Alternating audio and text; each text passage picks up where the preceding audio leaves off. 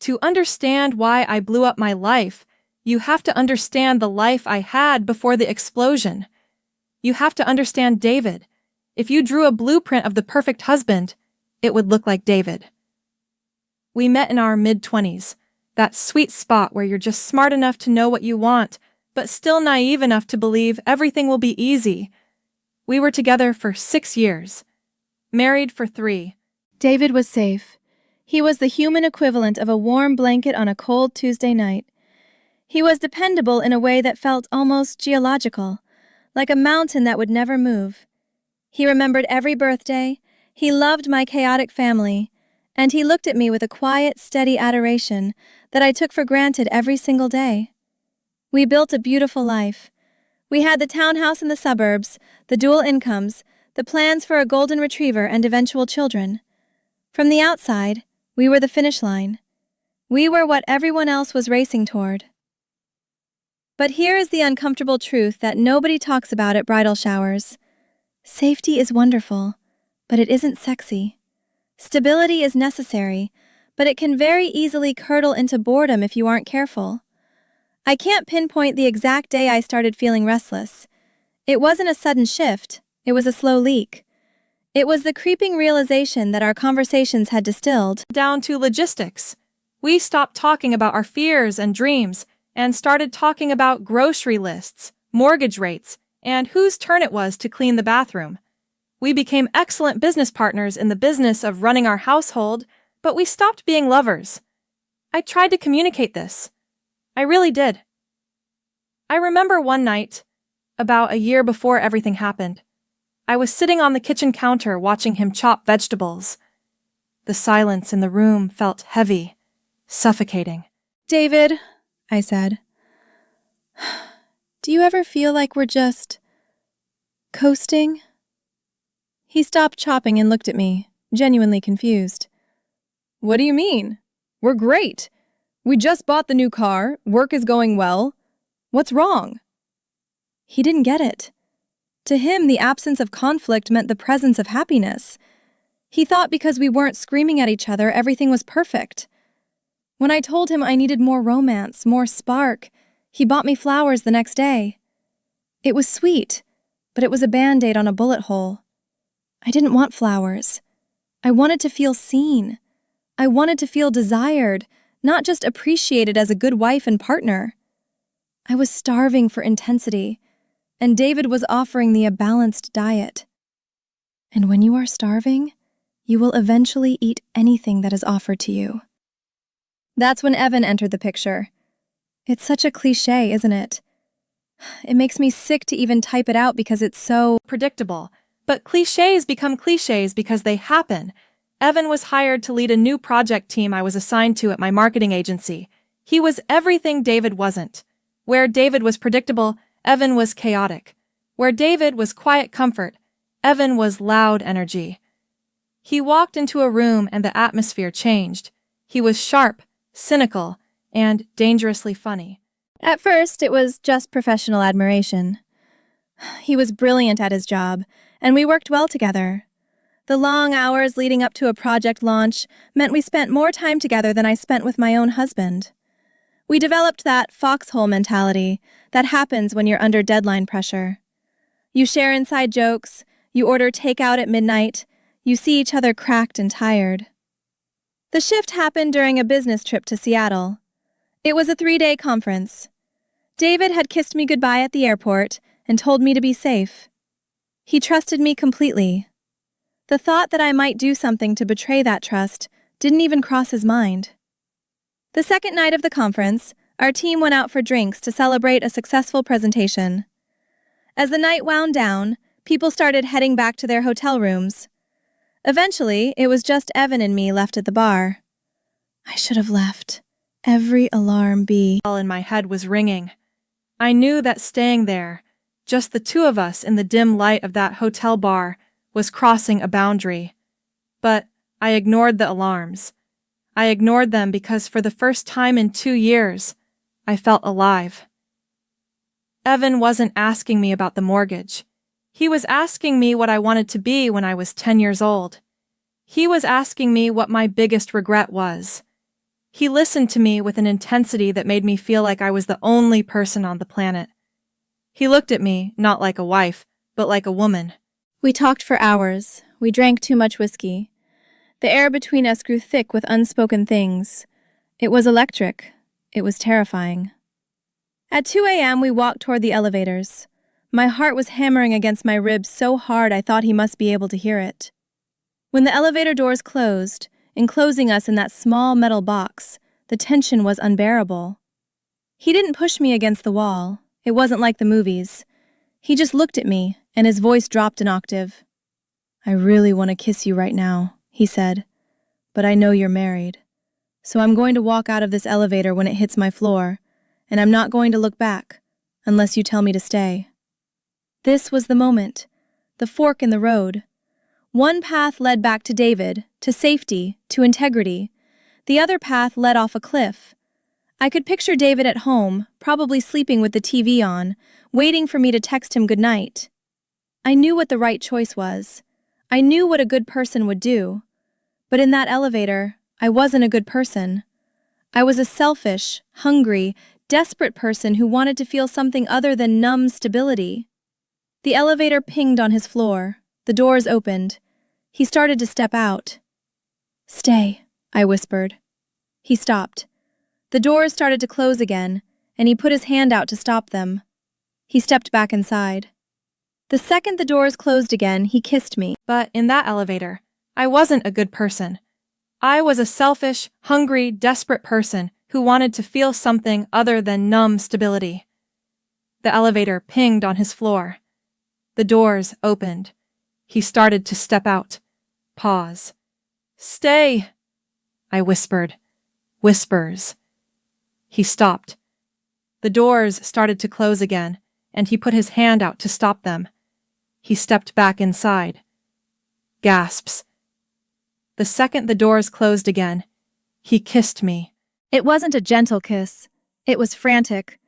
It was an explosion of 2 years of repressed energy and frustration. In that moment, I didn't think about David. I didn't think about my vows. I didn't think about the consequences. All I could feel was the adrenaline rushing through my veins, the taste of whiskey on Evan's breath, and the intoxicating feeling of being wildly, passionately wanted. We went to his room. I wish I could tell you that I felt immediate, crushing guilt the next morning. I wish I could say I woke up sick to my stomach, grabbed my clothes, and ran out crying. But that's not what happened. I woke up in a strange bed, with the weak Seattle sunlight coming through the curtains. Evan was asleep beside me, his arm thrown over his face. And the first thing I felt wasn't guilt. It was a strange, horrifying thrill. I felt powerful. I had a secret. For years, my life had been an open book for David, but now I had a chapter that was just mine. It was a sickening kind of empowerment, born out of deceit, but it was addictive. I got dressed quietly, my hands shaking slightly, as I pulled on my jeans from the night before. I looked at myself in the full-length mirror in the hotel room. I looked the same. 2 eyes, a nose, a mouth. But I knew I was fundamentally different. I had crossed the line that I thought was uncrossable. I went back to my own room, showered, and scrubbed my skin until it was red, trying to wash away the evidence. Then, I did the hardest thing I had done up to that point in my life. I picked up my phone and called David. "Hey, honey." His voice was thick with sleep, so full of warmth and trust. "How's Seattle? When is your flight home?" "It's good," I said, my voice steady. It terrified me how steady my voice was. "I miss you. I'll be home tonight." That was the first lie.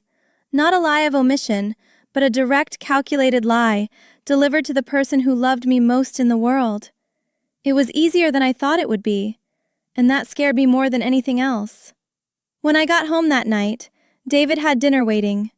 He hugged me tight, smelling like home and safety. I hugged him back, and I felt like I was made of ice.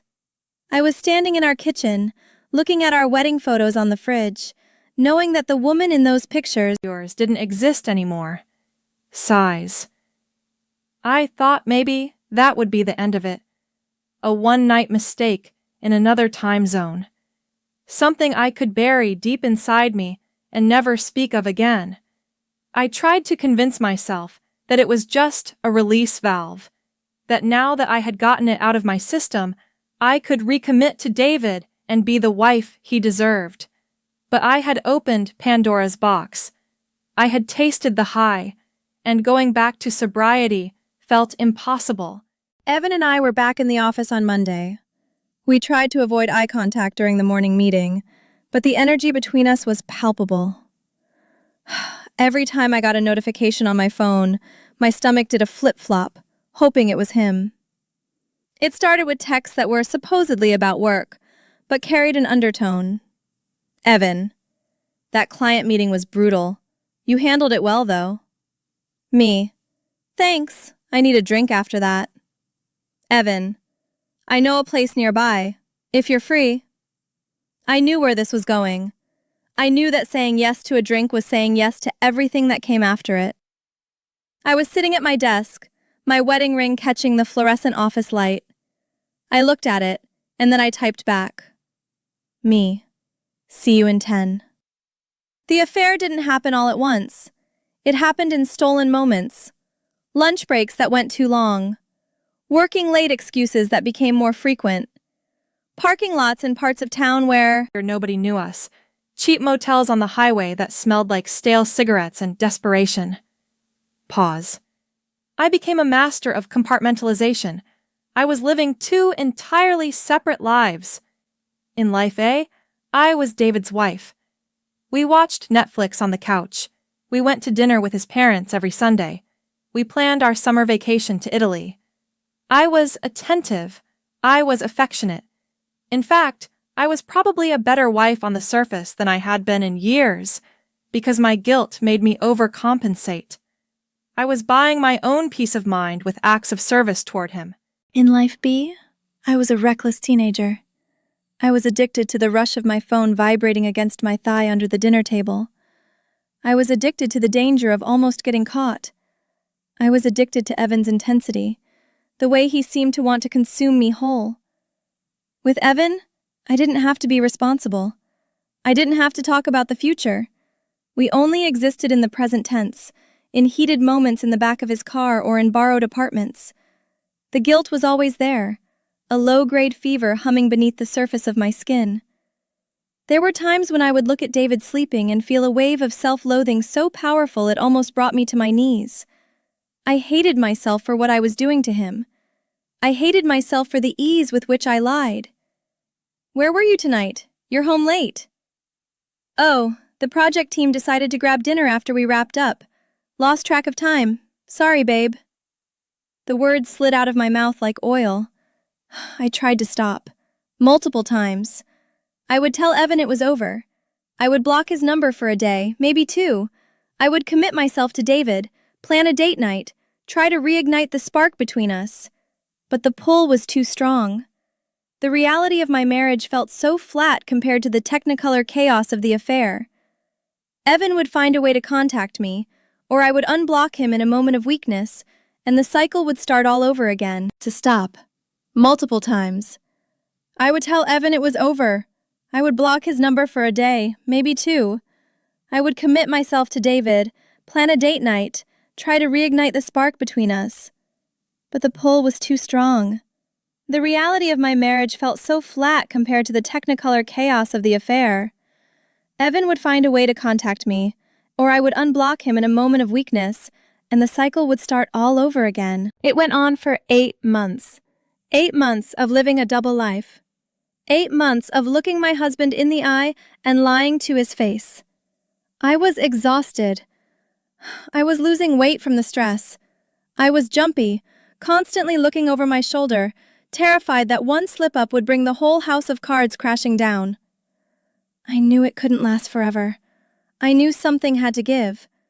But I was too cowardly to end the marriage, and too addicted to end the affair. So I just kept driving 100 miles an hour toward a brick wall, waiting for the inevitable crash. And the crash came on a Tuesday in November.